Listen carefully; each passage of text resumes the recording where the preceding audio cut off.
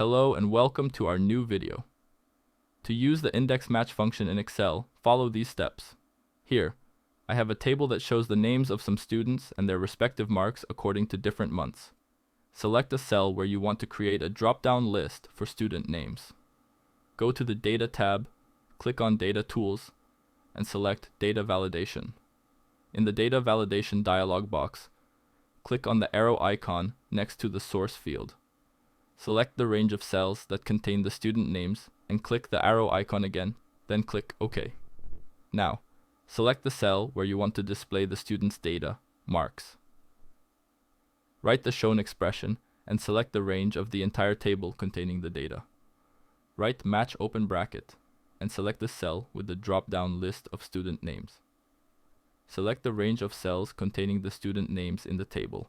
Then type the shown expression to complete the match function for the row number. Write the shown expression again to start the match function for the column number. Select the cell with the month heading for which you want to retrieve the data. Select the range of cells containing the month headings in the table. Then type the shown expression to complete the second match function for the column number. Close the index function with a parenthesis and press Enter. You will now get the marks corresponding to the selected student and month. Thanks for watching. We hope to see you again soon.